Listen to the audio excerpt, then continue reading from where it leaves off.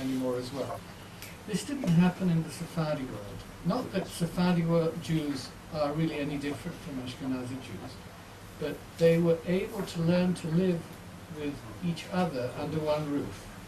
And I saw this in my community in London when I lived there, that there would be somebody who would walk in and out of Bet Knesset but would shave, because you don't come to Bet Knesset unshaved. And maybe there'd be somebody who'd be the other way around. But everybody respected everybody else, and their issue was between that person and the Kadosh Baruch Hu, and not between them and the community. Okay, I think the question. Yeah, I understand. Yeah, okay. I wanted to ask you about several phenomena in the Reform community in the States that we read about, and their impact on the strength of the community. One is the increased interest in observance of mitzvot and ritual. A second is the rapid transition of conservative Jews to Reform. And the third is the educational efforts in Reform day schools and a number of Reform day schools. So if you could comment on those three phenomena and how they've affected the movement. Easy. I would like you, if you could, to just take your sociological survey a little bit and try to be a prophet of the future, because my concern is that given all these factors, we're moving in one inevitable direction, and that one inevitable direction, I can't see that we're not going to do anything other than continue shrinking, because without having a halachic framework, it's extraordinarily difficult, even if you have a good Jewish education, to stop a young man that meets a nice young woman and marrying her, because racism is exactly what it is. It is not based on a faith structure. The accusations of racism are not that far out. And the second issue I would ask you is how, in the context of this extraordinary movement towards modernity, how does one explain this radical movement in the Orthodox framework today, not only towards orthodoxy, but towards ultra-orthodoxy and isolationism? I mean, part of that's a very simple answer, but it's a good question. You want to, okay, let me just, in terms of Sephardim, with all due respect to Professor Elazar, who I think was a Sephardic Jew, right? The answer here is really quite simple. Sephardic Jews are superior. I have 5 children. Sometimes when something happens for one and not another, they'll say, well, why did you do this for X and you didn't do it for me? And we just say, well, we love that one better. There isn't, but no, having said that, I think you need to keep in mind that this struggle with modernity, I mentioned the crucible begins in Germany, continues in America, and continues in social ways, as it were, in places like England, France, Australia, but really this whole denominational question is principally German and American. One of the challenges that we have in Israel then, where you have Harediyut on the one hand and Chilonim on the other, is that you have to keep in mind Israel was not settled, by and large, by people who had any denominational background. What I mean by that is it was settled principally, at least initially, by Eastern European Jews who completely rejected Orthodoxy. We'll go back to Shomer HaTzair as an example. But the only Judaism they knew and did not like, in other words, what's authentic, the Litvashe Yeshiva is what's authentic, Mea She'arim is authentic. And therefore, we don't have to have anything to do with it. What do I need to know what an Havdalah ceremony is? They're all medieval, as it were. But it is authentic. But do keep in mind, when you talk about movements like Reform and Conservative Judaism in a country like Israel, and it relates to your notion of Sephardim, is that for people who came either from Edot to Mizrach, these people were not emancipated politically. In other words, if you keep in mind the conditions that we talked about, modernity only begins, as it were, in terms of religious responses when all 3 preconditions are met. It isn't only a question of cultural integration. It's not only a question of religious faith. And keep in mind, it is interesting that if you talk about the Sephardic world and Poskim Me'edot HaMizrach, they're not having to deal with a Reform or conservative kind of Judaism. It's just not a denominational world, and their people, as you quite correctly point out, follow certain social patterns. That's true in places like South Africa. It's true certainly a generation ago in places like Australia. In other words, even if people aren't observant, they still see orthodoxy, Jewish tradition, as authentic. By the way, it does mean that you get different statements in Sephardic poskim that you would never get in Ashkenazic poskim, who are struggling with reform and conservative Judaism, who are trying to base their own approaches on readings of Jewish history and being engendered in culture. You have a rabbi like Chaim David Halevi. He'll say, "Ein gemishut kagemishuta shel halacha. Kol echad shechoshev shehalacha hi kafu'a v'ein listot mimena yamin u'shmol hu to'em ma'od ma'od ela adraba ein gemishut kagemishuta shel halacha." Anybody who thinks the halacha is frozen and you can't deviate from it, left or right, is in great error. There is nothing as flexible and adaptable as the halakha. The only rabbi who could say that would be, the fact is he's not orthodox. He's traditional. And I want to make a distinction here. Orthodoxy, I should have said this to begin with then. Keep in mind, the very term orthodox is a Christian theological term. It is taken from a Christian theological vocabulary. It is used the first time by Lessing to describe Moses Mendelssohn, who was, you should note, completely observant. He said, "You, sir, are orthodox." It was then used by the Maskilim as a negative term to hurl at the traditionalist in the community. Shimshon Raphael Hirsch took a term that was a badge of opprobrium and turned it into a badge of honor. Hirsch, unlike Rabbi Halevi, will write, "The law, both written and oral, was closed with Moses at Sinai." Anyone who reads the tradition knows that's not true on a literal sense, but he has to make that statement because Abraham Geiger, his roommate at the University of Bonn, is telling him how it's developed historically in every era. The people from Edot HaMizrach, the Sephardim that you talk about, are simply not dealing with these kinds of issues. There is a wonderful article written in the Journal for the Scientific Study of Religion in 1983 by Charles Liebman. It is entitled "Extremism as a Religious Norm." Liebman has the following theory. I'm not sure he's really correct, but it is definitely instructive. His theory is that religious elites, poskim, have a natural tendency to be as stringent as they can possibly be.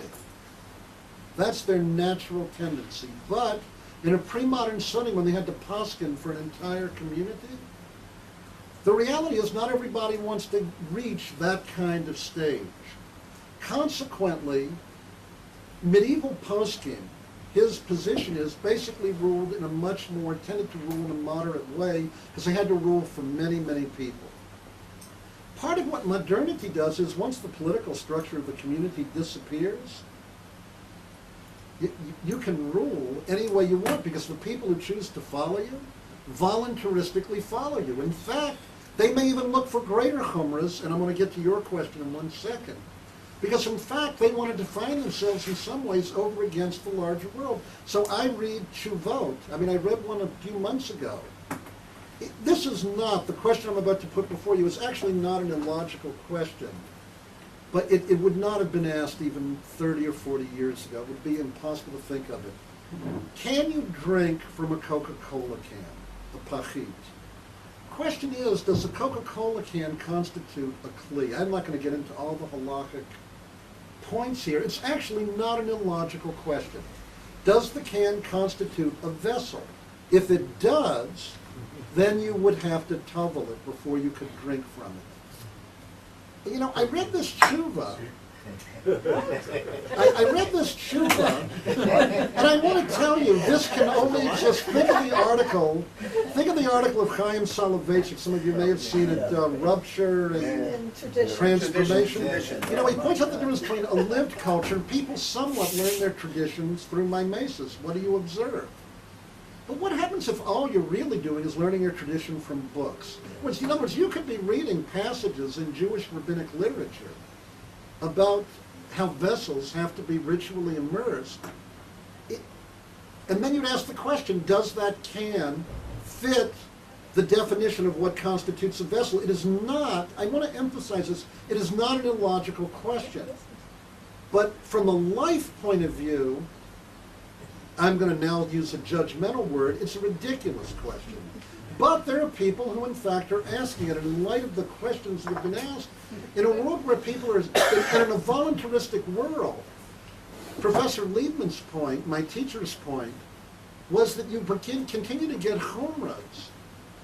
Because, in fact, they are not, by and large, they are not, these halakhic authorities no longer have to poskin for an entire community. But in a voluntaristic world, you poskin basically for the people who are your followers. And if anything, they're seeking a stronger sense of Jewish identity. I'm going to save the fuller answer to the end. In terms of reform, I'm going to call all of your descriptions halavai. Let me put it this way. There was a book written, I think by Charles Silberman, called A Certain People, which it was in 1985, and I thought the book should really have been called halavai, and this is what I mean. There wasn't one thing wrong in his book. Everything he described was there. I mean, it really was there. But he only described that which was good. In other words, there are a lot of things that were left out of that book. I mean, Jewish life, the Renaissance. Look, I can tell you all the good things. There's an explosion in Jewish day school education in America. More Jews are studying seriously, whether in yeshivot or universities, than ever before. I mean, I can draw a picture for you of a renaissance of Jewish life in North America, and it is actually true, and you've just named some of them. First, there is greater observance, but I want to make this clear in Reform circles. It does not fall into what I would call an halakhic system. By that, I mean in the end, I'm going to overdo this a bit for a moment. In the end, halakhically, the question is mutar or asur. I mean, you do want to get meaning out of it, but are you permitted or are you forbidden to do it? Reform Jews, American Jews, by and large, approach these in terms of meaning. In other words, does living in a society where no one knows your name, where there's multiplicity of identities, does the observance of kashrut give you a sense of being anchored in the world? A number of you may remember the book Roots, and then it was a big television series. Alex Haley wrote it. 100 million people watched this on American TV. I want to tell you 100 million people really did not care about the African American experience. But I will say, in a world marked by an heretical imperative where there are, to use Peter Berger's phrase, heresy meaning choice or option, where there are numerous, multiple options open for people, as a popular TV show in the United States put it about a bar in Boston, I want to go somewhere where everybody knows my name. Question is, how do I create a sense of roots, rootedness in a world where the options are opening at a multiplying pace? And if you think of American Jews, they're the most demographically mobile element in American society. As a result, mitzvot, there is a return to observance. There's a whole ethnicity in America now. But for large part, it's a question of, from an individual standpoint, how do the accoutrements, rituals of Jewish tradition help me individually to create a greater sense of meaning in life? Now, you could say, who really cares what the motivation is? In other words, it does bring about balishma. I mean, so it really may not matter, but I would just like to make that point. The conservative movement is demographically, numerically diminishing. But what it will probably occur is that the conservative movement will be smaller. But Stephen Cohen would tell you, if you do studies of it, that, how should I put it, make a distinction between folk and elite. Elite religion means that you have a group of religious leaders who define an ideology and a form of praxis and belief for people. And then you try to live your life in a way that's consistent with how these things are stated. For folk observance, it has nothing to do with ideology whatsoever. In other words, you walk into a show and you put on a yarmulke, or you don't put on a yarmulke. Woody Allen captures this really quite well. So, for example, Jews who are completely non-observant will see his movies. So when Woody Allen dates Annie Hall, she goes into a delicatessen and says, let me have a salami on white bread, cut the crust off, and then put mayonnaise on it. Or when Woody Allen at one point is thinking in one of his movies, if you bring to Catholicism, they'll show the rosary beads, the New Testament, and then it's white bread. I mean, that, as opposed to rye. I mean, there are certain ethnic kinds of things. Think of all the Jews you know who would eat treif but would never think of eating, I don't know, pig or shrimp. In other words, there might be something that they would deny themselves, so they wouldn't. It's still unusual to see any Jew with any ethnic background drink a glass of milk with, I don't know, a roast beef sandwich, even as they would be eating a non-kosher roast beef sandwich, because there are elements of folk tradition that people have. What will probably happen increasingly in the conservative movement is what's happened in Orthodoxy. 2 generations ago, you have the phenomenon, Dan Elazar, Charles Liebman, and others talked about this, of what you would call the non-observant Orthodox, people who belong to Orthodox shuls. And when they showed up on Rosh Hashanah Yom Kippur, parked 3 blocks away, and they walked the last 3 blocks to the shul. Increasingly in America, particularly in large cities, someone tells you they're Orthodox, they probably really are observant. They're probably Shomrei Mitzvot. I mean, an anecdote I could tell in that regard. Years ago, I'm on a plane coming back from Boston. I never reveal to anyone what I do. I'm sitting next to a woman. What do you do? For whatever reason, I said, well, I'm a rabbi. She said, rabbi? What kind of rabbi? I said, well, I'm a Reform rabbi. Reform rabbi, you're not a rabbi. I said, I'm Orthodox. Our meals come. I have a kosher meal. And, you know, she's eating treif. But what does it mean that she said she was Orthodox? Orthodox for her had nothing to do with how she practiced Judaism. I promise you this. She belonged to an Orthodox shul. When her children were married, they were married by an Orthodox rabbi. It was a kind of folk Judaism. It's a compartmentalization of Judaism. It's localization within the synagogue. What will increasingly happen, Steve Cohen will tell me, that almost 30% of people who are now identified with the conservative movement and are members send their children to Solomon Schechter schools. In the Reform movement, the number, if I was generous, would be 10% of day schools. Probably closer to 5 to 7% of Reform Jews send their children either to community, Schechter, or Reform movement day schools themselves. That does not mean I do not encourage that trend. In this interview, for me, I feel like one of my greatest non-successes, I have no failures, is that I haven't been able to make that percentage go from 5 to 15 or 20%, but it's just, I don't know, it's something to What do you contend attribute with. that fact, for example? I attribute that fact to the notion that Jews in America, and now we'll get to your question, are so overwhelmingly acculturated that to make the decision to send your child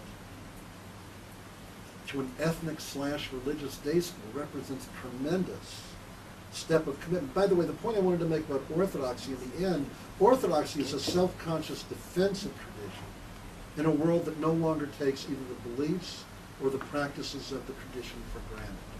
Orthodoxy is a modernist movement. It is a self-conscious attempt to defend the beliefs and practices of the tradition in a world that no longer takes the tradition for granted. Rabbi Halevi can write what he writes because in his world, tradition is taken for granted, even as people don't necessarily observe it scrupulously. The large challenge, I mean, when you talk about the Haredim, it's kind of interesting. And here I'd look at a book by my colleague and friend Sam Heilman. He wrote a book on the Jews of Mea Shearim. When he wrote this book, I forget, it's called Guardians of the Heritage, Defenders of the Faith. But the point that Sam makes that I think is really very well taken is that when he went to study this, he thought he was going to be studying, I don't know, people akin to people in quotes in the Amazon River Basin, or let me phrase it differently. In the Amazon River Basin, their world is about to be destroyed. In Brazil, modernity is encroaching upon them. And these people are completely unaware. What's going on in Brazil, in the Amazon River Basin, is not counter-modernity. What's going on in Mea Shearim or Muncie or sections of Brooklyn is as much a response to modernity as the people I write about in this book. Namely, in a world where people have difficulty in affirming their sense of identity, roots, etc. The question is, how do you preserve tradition and how do you have a sense of being at home in a world that's increasingly homeless? The problem that moderns have, and I don't look at this as a denominational issue alone, is how do you say when you're a modernist and you do accommodate to modernity, ad convatulav. I go back to the joke that I made in the beginning, where everyone to the right of my parents was fanatical, everyone to the left, I'll say it this way, was inauthentic. You want to send your child to Hebrew University? You want to live in America and send your child to Harvard or Columbia or Wellesley? Good. As Rabbi Hertzberg put it, most Jews in the modern world want their cake, and they want to eat it too. We want to participate in the modern world in every way we can, and we want Jewish grandchildren.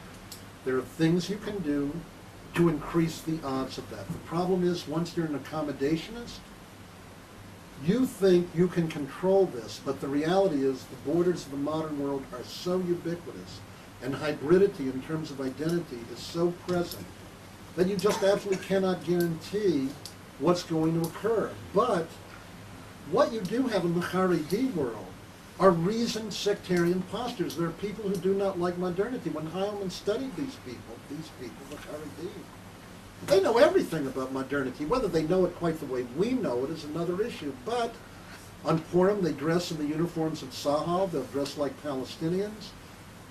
The internet is a tremendous, tremendous both boon and potentially fatal element in that community. Because what is it you want to do if you preserve a traditional community?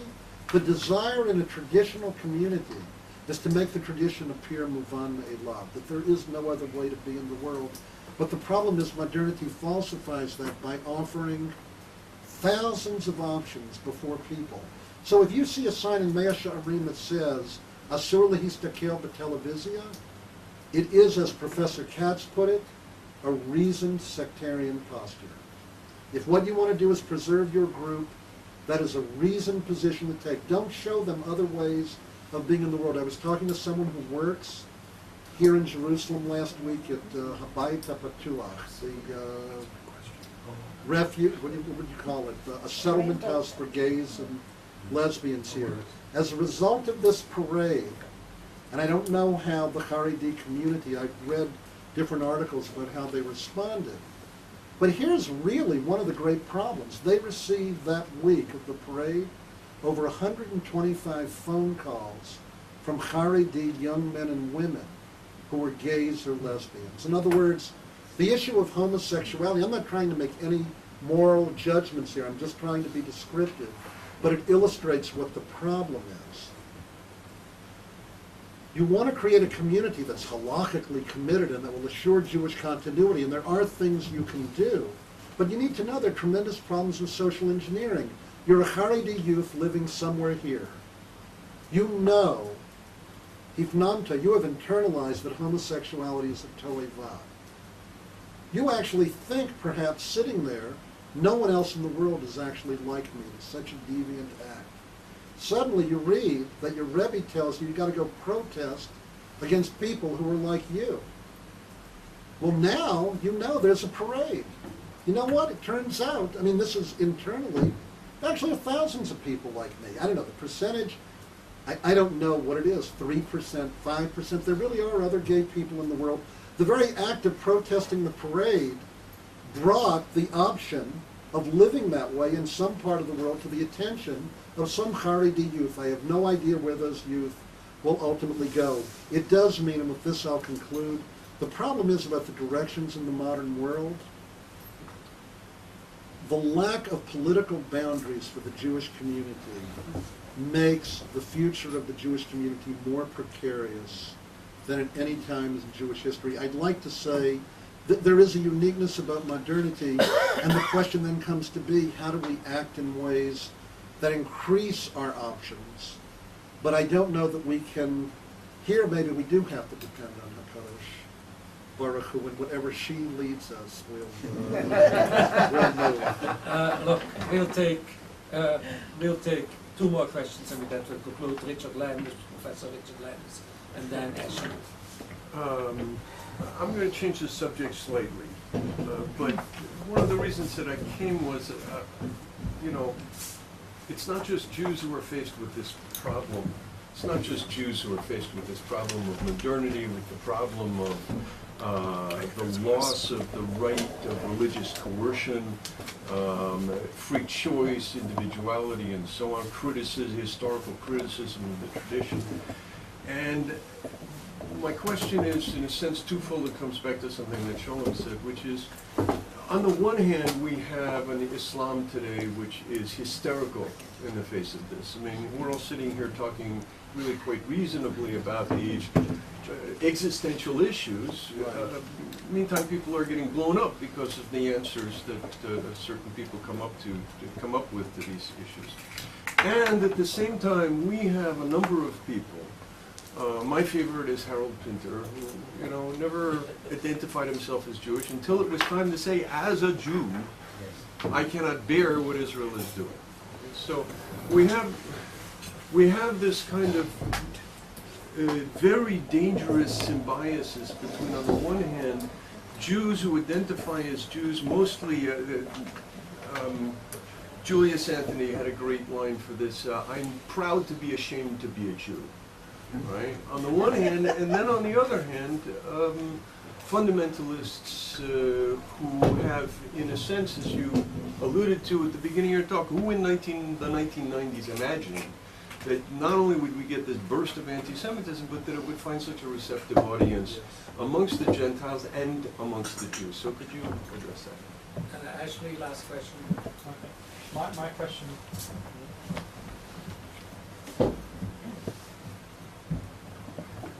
My question is a bit of a follow-up from Edward's question. Sort of stole my thunder a little bit. But what I wanted to... In other words, it's been said, but not everybody said it. No, I'm kidding. No, I'm teasing. Say that about myself. Also, perhaps I didn't hear the answer. But Touche. in the non-Ashkenazi, you talked about the Jewish world frequently, but then you quantified it by saying I was talking about a certain part of it. The Jewish world, and Edwards talked about the Sephardim and the Neanderthals as well. If you look at the history of these communities, I would argue that they faced modernity even before the Ashkenazi.